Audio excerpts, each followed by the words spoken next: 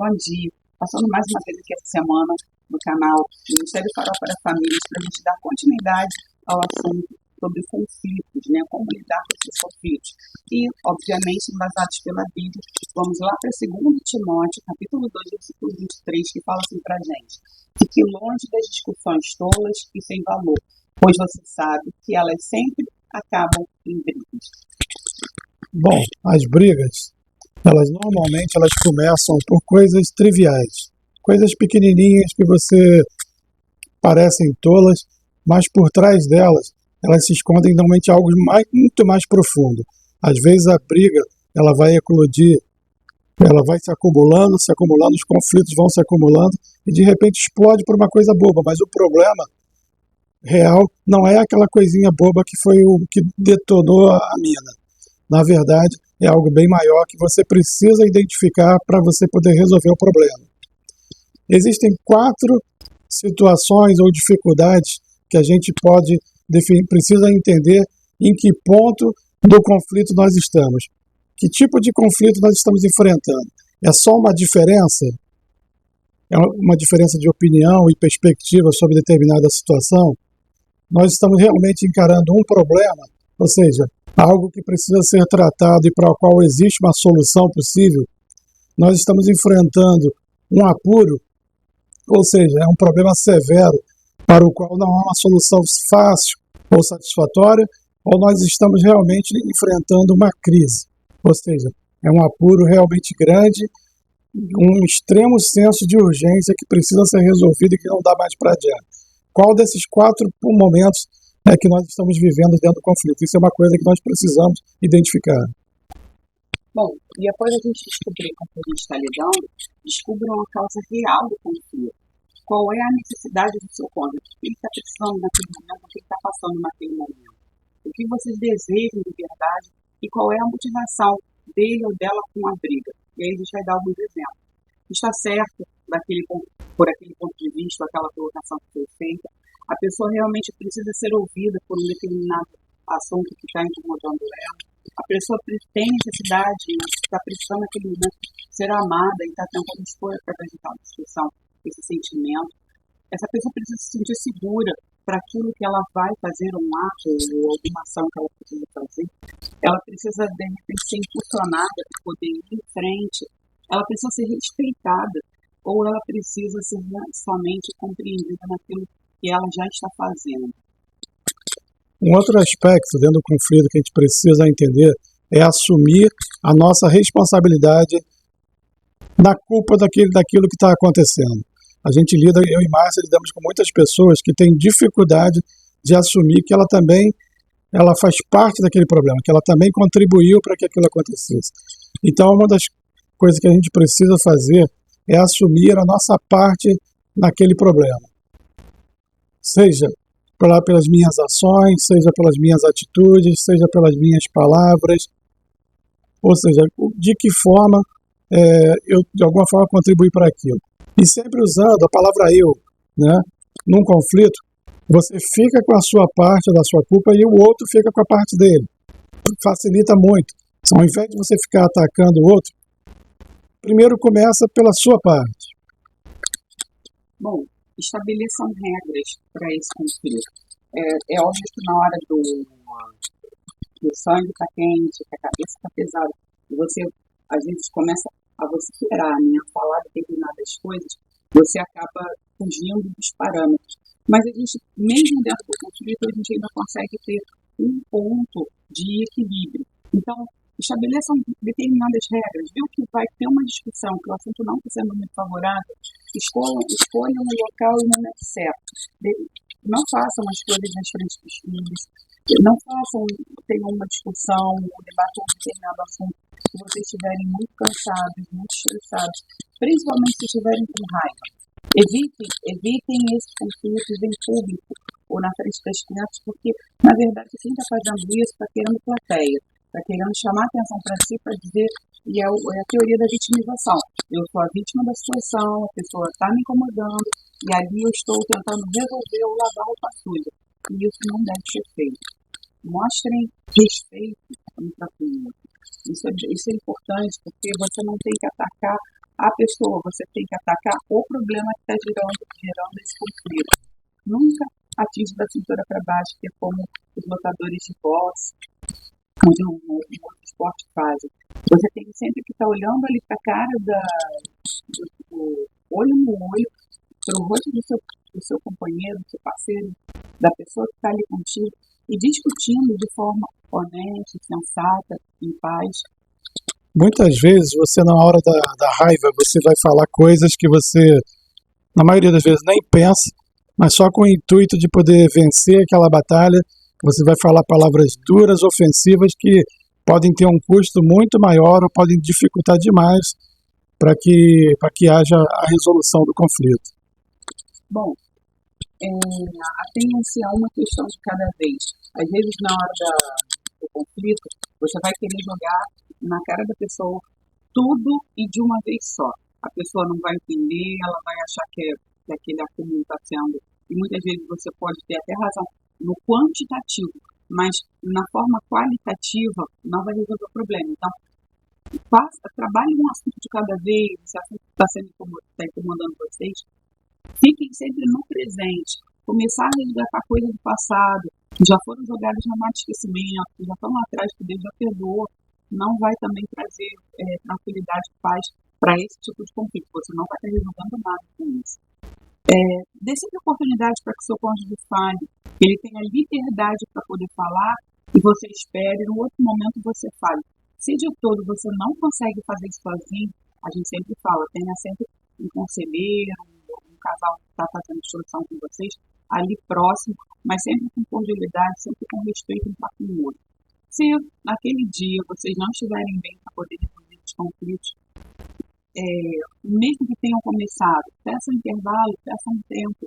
Às vezes tem assuntos que são difíceis de serem trabalhados e vocês não vão ter, muitas vezes, capacidade ou até mesmo maturidade para resolver naquele momento. É necessário tomar um ar, esfriar a cabeça, ver através da ótica do outro para poder resolver aquele problema. Um outro aspecto que eu sei que é bastante difícil, pelo menos para mim mas é manter a calma. Tá? Tiago 1,19 vai dizer assim, meus amados irmãos, tenham isso em mente, sejam todos prontos para ouvir, tardios para falar e tardios para irar-se.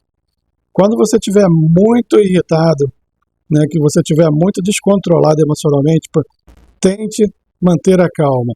Se for necessário, respire fundo, tente diminuir teu ritmo. Se for preciso, adie um pouco a discussão, para que você possa tratar as coisas com equilíbrio e não com agressividade. E o melhor de todos, se for possível, ore. A oração é um jeito ideal para você poder colocar o teu coração e a tua mente num lugar seguro para que as coisas possam ser tratadas com educação e com a presença de Deus, Tá? Outra questão, resolvam o conflito, tá? Não alcançar a resolução é falhar no conflito. Eu falei que às vezes talvez seja preciso adiar. Adiar não significa postergar para sempre. Tá? O mais rápido possível volte a tratar o assunto, porque a resolução de problemas, eles são necessários, tá? Você adiar, você só está fazendo com que aquele problema aumente cada vez mais. Existem 3 principais métodos de resolução que você pode usar. A primeira, a gente chama de acomodação, é onde dizemos, eu mudarei, tá? Eu vou mudar daqui para diante, eu vou tomei a decisão que entendi que eu estou errado e eu vou mudar. A segunda é a aceitação. Aqui cedemos, aceitarei que você não mude. Tá? É um grande problema que a gente vê nos casais, é não entender que determinadas coisas elas não vão realmente mudar. Tem coisas na personalidade da Márcia que eu não tenho como mudar. E ela também não tem como mudar na minha. Tem coisas que a gente precisa realmente se ajustar, e aceitar. E a terceira é o acordo, é onde nós concordamos, ambos mudaremos. Em quais são os aspectos desse conflito que nós estamos passando, em que nós concordamos que ambos precisamos mudar. Vocês conseguindo chegar a esses 3 pontos, 3 métodos, vocês vão ter um bom resultado. Uma outra situação é você aprender a avaliar e interrogar, né? Fazer perguntas. Então, essa elaboração de perguntas sobre erros e acertos durante o conflito, ela é válida, porque vai fazer que você pare, você pense e você comece a se auto-questionar por que você está fazendo aquilo, por que a outra pessoa está fazendo aquilo, o que está acontecendo no meio do contexto. E quando você para poder fazer essas perguntas para obter as respostas, às vezes você vai ter as respostas através da ótica do outro, vai entender algumas coisas do outro e vai trazer para uma discussão alguns outros aspectos que você não está entendendo dessa pessoa. Existem alguns exemplos de aconselhamentos que a gente faz que é muito interessante, que a pessoa às vezes vem com uma sobrecarga de problemas. Ela te traz 1.500 problemas. Ela sabe a solução daqueles problemas, porque muitas vezes quando você traz um problema, você está com problema e você também às vezes está tendo esse problema no outro. Então você começa a questionar as pessoas por que a pessoa está fazendo isso, de que forma, em que tempo, e começa a questionar e a pessoa vai conseguindo obter respostas dela mesma e às vezes ela para poder trilhar um caminho, não só para se abençoar, mas para abençoar o outro também. A parte da reconciliação, né, que fecha esse contexto do conflito. Pensando, ou em seu livro Pacificador, sugere que perdoemos um ao outro com 4 promessas de perdão. Primeira delas, não mais me deterei neste incidente. É uma promessa que a pessoa faz. A gente sabe que muitas vezes a pessoa tem dificuldade de dar continuidade a isso, mas isso é um ponto de partida, que a gente teve problema, não vai ser incidente nisso. E aí eu cito o rei Davi. O rei Davi errou muito, pecou muito, mas ele não era reincidente naquele erro dele. Ele aprendeu com o erro, ele vai partir para outra situação, pode até errar novamente, como aconteceu, de ter errado, mas ele não era reincidente, ele não fazia aquele erro novamente. Outro aspecto, não mais mencionarei este incidente, nem usarei contra você. Tá?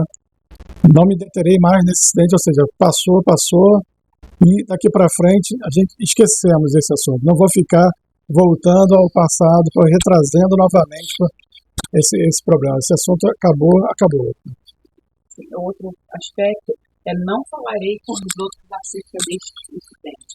Você tem até vontade de querer comentar, de querer falar, porque o que eu falei anteriormente, a questão da vitimização. Você vai falar com os outros sobre a sua ótica. Você nunca vai se colocar como o errado na história, sim o outro. E é diferente nesse caso de você procurar um terapeuta, procurar um pastor, procurar um aconselhador, um conselheiro matrimonial, que vai estar te direcionando, te colocando no prumo novamente. Mas se o assunto é entre o casal, você não tem que ficar espalhando para todo mundo, para toda a parentela, para todos os amigos dos incidentes que aconteceram. Um último aspecto é que não permitirei que esse incidente se interponha entre nós ou atrapalhe o nosso relacionamento. Né? Resumindo tudo que a gente já disse aqui, tá? O problema existiu, nós conseguimos encontrar uma solução, daqui para frente ele caiu no mar do esquecimento e ele não vai mais atrapalhar o nosso relacionamento. Né? Nós não queremos mais reincidir nesses mesmos problemas e daqui para frente a nossa vida vai caminhar melhor. Né? Esse problema do passado ele não pode atrapalhar o nosso relacionamento. Uma vez que você perdoou, que você tocou a bola para frente, aquilo ali não pode realmente voltar a ser um problema na vida de vocês.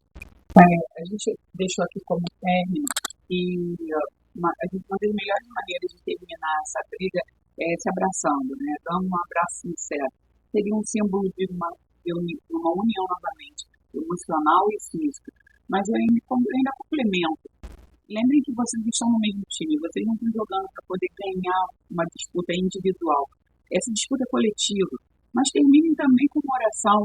Peçam para aquilo que vocês fisicamente não conseguiram fazer, que Deus, na sua multiforme graça, Ele possa dar sabedoria para que vocês ultrapassem esses níveis, para que vocês consigam, pelo menos, não dormir aquela noite brigados. Não deem lugar ao seu leito conjugal para que o diabo, para que o inimigo, ele ocupe e faça dali um mar de confusão, né? tenham paz e em todo tempo que vocês puderem conversar, puderem estar se adaptando, vocês possam estar trabalhando isso em vocês. Eu acredito que a primeira experiência pode ser um pouco difícil, mas com o passar do tempo e os hábitos, vocês mudarão os focos de discussão de vocês e, consequentemente, pararão também de discutir sobre muita coisa. As discussões que vierem não virão somente para poder serem coisas que serem resolvidas para a família de vocês. Que Deus possa estar abençoando. Obrigada por ter continuado conosco até o final desse vídeo. Nós daremos continuidade e sequência a esse assunto ainda essa semana. Que vocês tenham uma excelente semana. Um beijo carinhoso a todos.